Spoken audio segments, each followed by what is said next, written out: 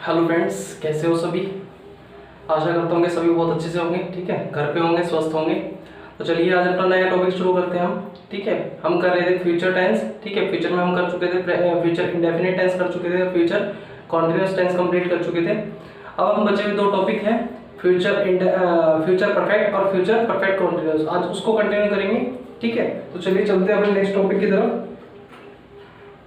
Next topic आता है हमारा फ्यूचर परफेक्ट टेंस।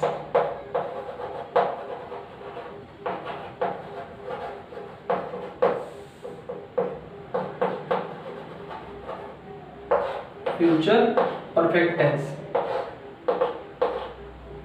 देखिए, फ्यूचर परफेक्ट टेंस किसके लिए यूज किया जाता है। फ्यूचर परफेक्ट टेंस ऐसे सेंटेंसेस के लिए यूज किया जाता है जो कोई ऐसा काम हो, ठीक है, जो हम फ्यूचर में करेंगे। ठीक है, कोई भी ऐसा काम जो फ्यूचर में यानी कि आने वाले समय में उस टाइम पे हम कंप्लीट कर चुके होंगे। कोई भी ऐसा काम जो फ्यूचर में हम कंप्लीट करेंगे, आने वाले समय में हम कंप्लीट कर चुके होंगे, ठीक है, उसे ही बोलते हैं फ्यूचर परफेक्ट टेंस। ठीक है, तो अगर इसकी आइडेंटिफिकेशन की बात करें तो लास्ट में क्या आता है, जिन टेंसेस के लास्ट में चुका होगा, चुकी होगी या फिर चुके होंगे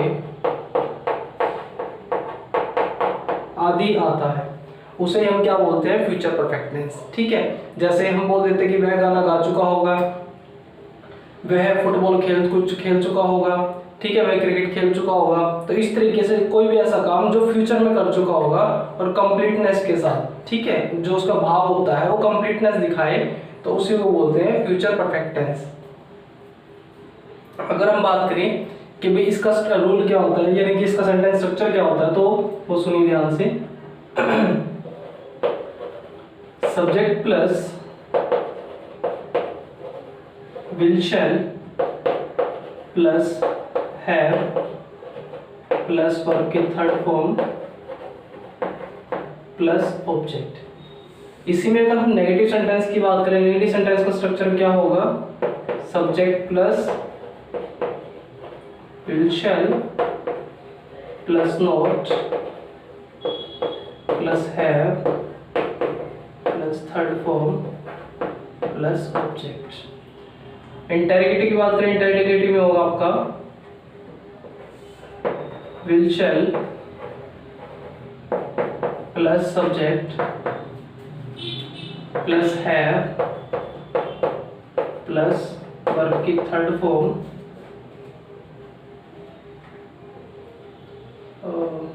प्लस ऑब्जेक्ट।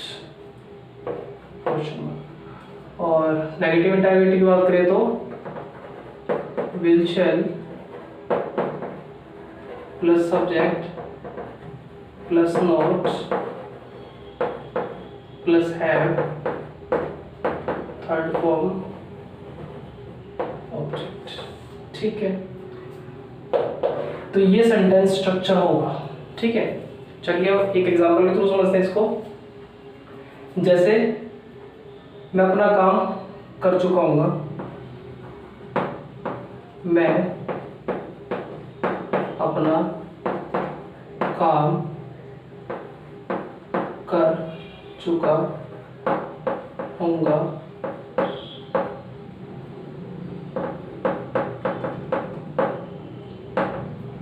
तो आई विल या शैल कुछ भी डालो, ठीक है, आई विल डाल दो या फिर शैल लगा लो। हैव करना होता है डू, ठीक है, तो थर्ड फॉर्म हो जाएगी done, do did done. I will have done my work, ठीक है, I will have done my work. Negative की बात करते हैं,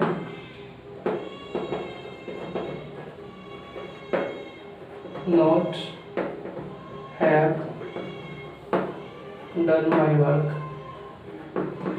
इंटेरोगेटिव की बात करते हैं तो सॉरी,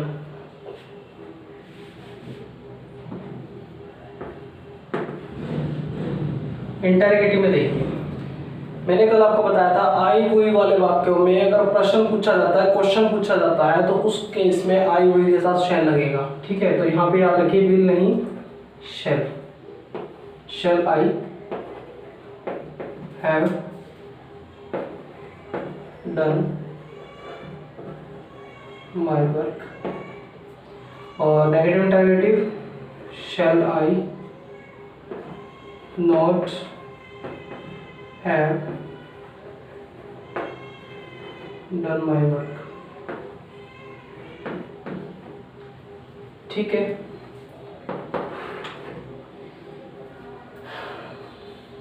मैं अपना काम कर चुका हूँ। देखिए आपने पता है सेंटेंस कोई भी बनाओ, मेन 3 चीज आपने देखनी होती है। सब्जेक्ट क्या है, उसमें वर्ब क्या है और ऑब्जेक्ट क्या है, बस कंप्लीट। सब्जेक्ट, ऑब्जेक्ट और वर्ब, ये 3 चीजें पहचाननी आनी चाहिए आपको बस। सब्जेक्ट कौन है, काम को करने वाला।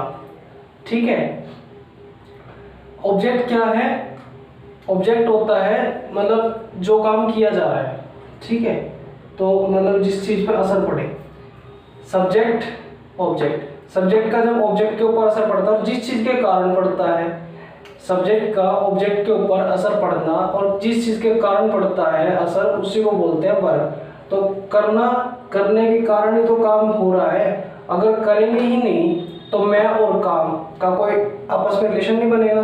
लेकिन मैं काम कर चुका हूँ, ठीक है, करने के कारण काम से रिलेशन बन रहा है मैं का, यानी कि मेरा जो रिलेशन है, सब्जेक्ट का जो रिलेशन है ऑब्जेक्ट से किसके कारण बन रहा है, करने के कारण। तो करने क्या होगा, वर्ब होगा। ठीक है, तो ये वर्ब, ये ऑब्जेक्ट और ये सब्जेक्ट, बस मेनली ये 3 चीज है। फिर उसके बाद आपने बस ये स्ट्रक्चर में पुट अप करना है और कुछ नहीं, सेंटेंस बहुत इजी बनेगा आपका। देखिए, और प्रैक्टिस के साथ आपको याद रखने की जरूरत भी नहीं पड़ेगी। जितनी ज्यादा प्रैक्टिस करोगे उतनी इजी से आप बना सकते हैं। तो देखिए मैंने बताया सब्जेक्ट प्लस आई। सब्जेक्ट का क्या है, आई है। ठीक है, मैं को आई बोलते हैं। Will, shall, have. उसके बाद वर्ब की थर्ड फॉर्म, वर्ब की थर्ड फॉर्म क्या है, करना। करना क्या होती है, डू। और डू की थर्ड फॉर्म क्या होती है, डन। डन अपना काम, माई वर्क, ऑब्जेक्ट हो गया बस। ठीक है, ये सिंपल सी बात है। इसलिए मैं आपको पहले से बता रहा था कि आपको सब्जेक्ट, वर्ब और ऑब्जेक्ट, ये 3 चीज आइडेंटिफाई करनी आ रही है सेंटेंस में। इन्हीं 3 चीजों की वजह से आप क्या है, एक सेंटेंस प्रॉपर बना सकते हैं। ठीक है, क्योंकि जो बिना एक्शन के, जब तक कोई काम ही नहीं होगा तो बिना एक्शन के कोई सेंटेंस नहीं होता, पहली बात। ठीक है, तो एक्शन के साथ सेंटेंस प्रॉपर बनता है। विदाउट एक्शन सेंटेंस की जो प्रॉपरनेस होती है वो नहीं होती, कंप्लीटनेस नहीं होती। ठीक है, तो ये था आपका फ्यूचर परफेक्ट टेंस। नेक्स्ट देखते हैं। ठीक है,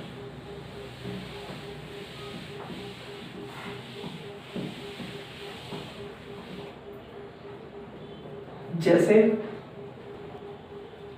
वह नए कपड़े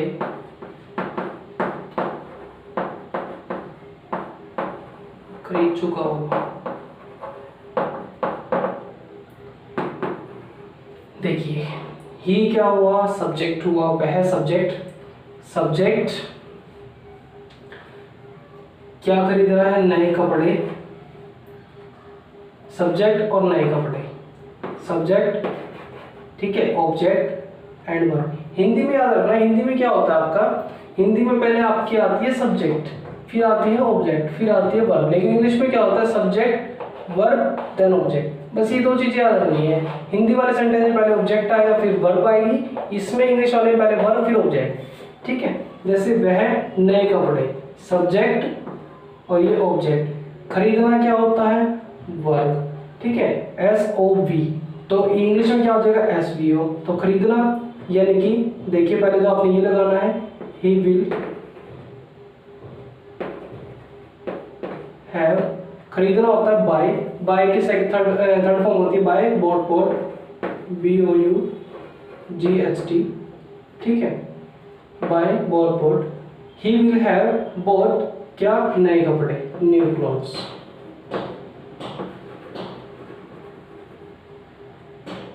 He will have bought new clothes। वह नए कपड़े खरीद चुका होगा।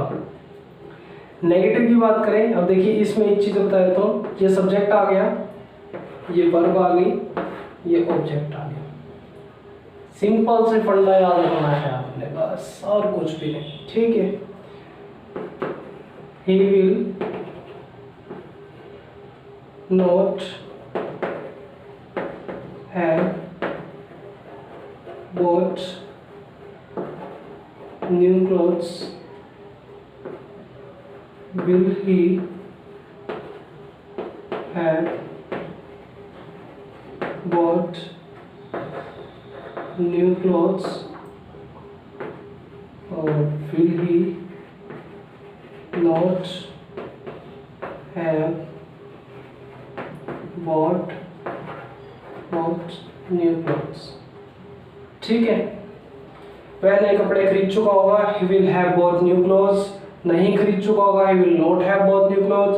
क्या वह नए कपड़े खरीद चुका होगा, will he have bought new clothes. क्या वह नए कपड़े नहीं खरीद चुका होगा, तो will he not have bought new clothes. ठीक है, ये था आपका फ्यूचर परफेक्ट टेंस। क्लियर हो गया आप सभी को? ठीक है, अब अपने नेक्स्ट की तरफ बढ़ते हैं। ठीक है, नेक्स्ट क्या है हमारा, सुनिए।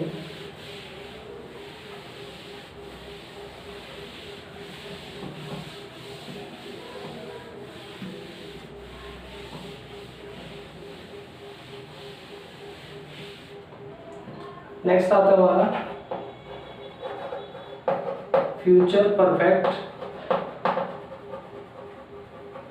Continuous tense.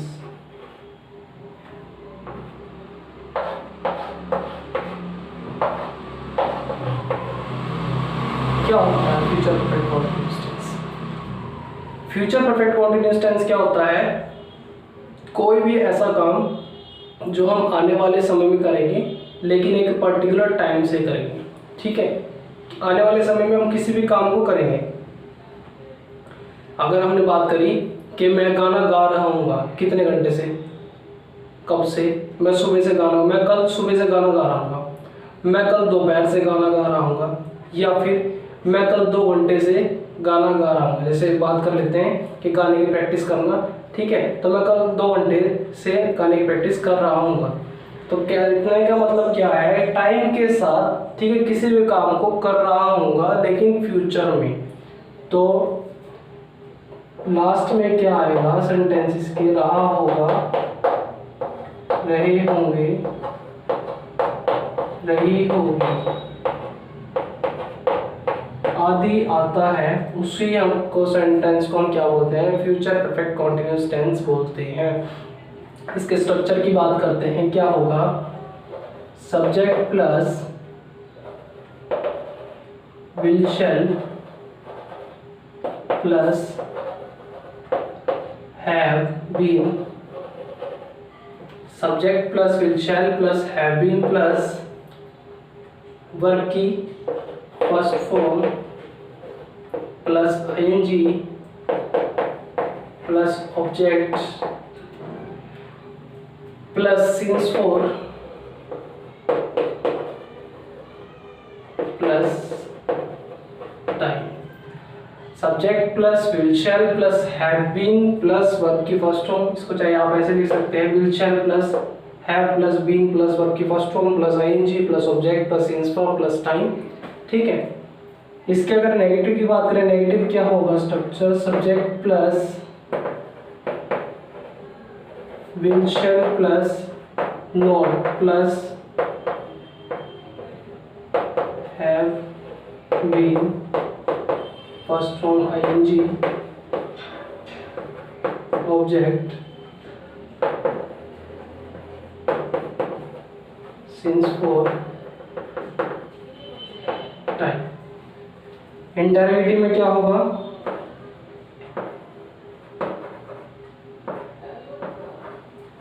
Will shall subject have plus been, बाकी आपको पता ही है, वर्ब की first form ING object since for time. और नेगेटिव इंडायरेक्टिव में क्या होगा, will shall plus subject plus not have been, बाकी सारा ऊपर वाले। ठीक है, तो ये होगा आपका सेंटेंस स्ट्रक्चर, किसमें, फ्यूचर परफेक्ट कॉन्टिन्यूअस टेंस में। जैसे अगर इसमें हम बात करें, एक एग्जांपल के थ्रू देखते हैं कि हम जैसे कोई गाने वाला ले लेते हैं, मैं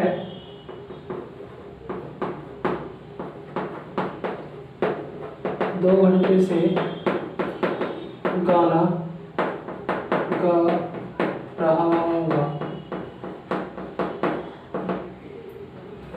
मैं 2 घंटे से गाना गा रहा हूँ मतलब आई शैल या विल कुछ भी लगाओ, ठीक है। उसके बाद हैव बीन, वर्ब क्या है, गा रहा, ठीक है, यानी कि गाना गाना। तो यानी कि क्या होता है, सिंग, सिंग आईएनजी लग जाएगा, सिंगिंग।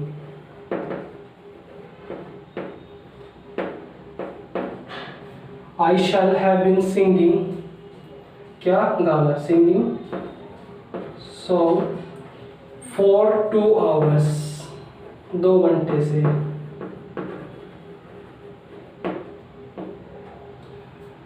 नेगेटिव की बात करें, I shall not have been singing song for 2 hours, ठीक है। इंटरोगेटिव की बात करें, shall I have been singing song for 2 hours, और नेगेटिव इंटरोगेटिव की बात करें, shall I not have been singing song for 2 hours, ठीक है। तो इस तरीके से इसका भी एग्जाम्पल बन जाएगा। चलिए नेक्स्ट एग्जाम्पल की तरफ देखते हैं।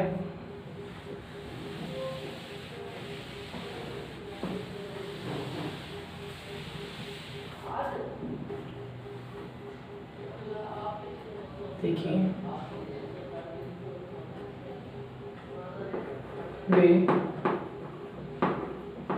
सुबह से नदी में तैर रहे होंगे।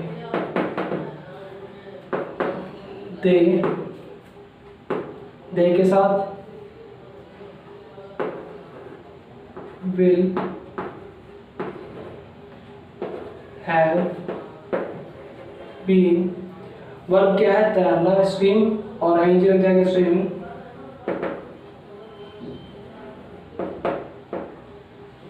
दे विल हैव बीन स्विमिंग, नदी में, ठीक है, इन द रिवर। सुबह से तो सिंस,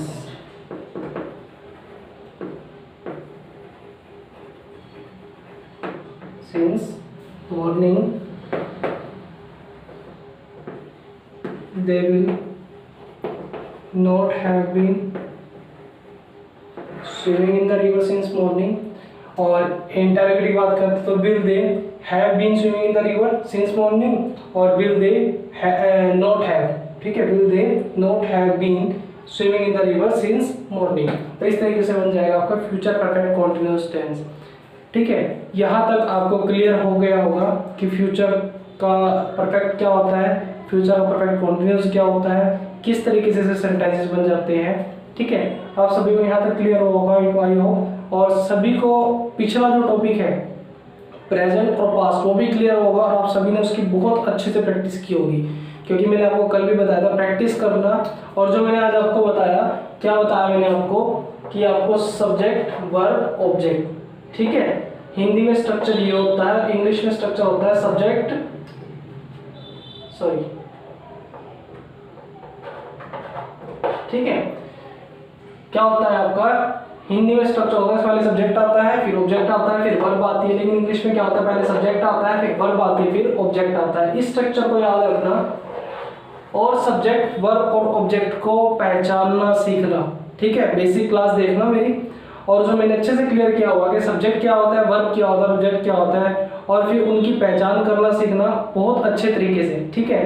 क्योंकि जैसे ही आप सब्जेक्ट वर्ब ऑब्जेक्ट को क्लियर से आइडेंटिफाई करना सीख जाएंगे, तो आप सेंटेंस में बहुत इजी वे से आप बना सकते हैं, ठीक है।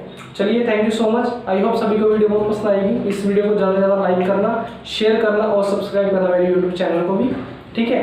और दूसरी बात, इससे क्लास के ऊपर टेंसेस के ऊपर अगर किसी बच्चे को प्रॉब्लम रहेगी तो मुझे व्हाट्सएप भी कर सकता है, और उस प्रॉब्लम के ऊपर फिर मैं एक मिक्स क्लास भी लेके आऊँगा, ठीक है, जिसमें आपकी जितनी प्रॉब्लम्स होंगी जो आप टेंसेस वगैरह बनाएंगे उन टेंसेस को मैं आपको समझाऊंगा भी, ठीक है, कि किस टेंस को आपने किस तरीके से बनाना था, या जो भी आपकी उसमें प्रॉब्लम्स होंगी, ठीक है, या फिर जिस भी बच्चे की कुछ आपकी मिस्टेक्स वगैरह होंगी उस टेंसेस में, वो आपकी मैं समझा भी दूंगा कि किस तरीके से सेंटेंस में एरर है आपकी, ठीक है। Thank you so much.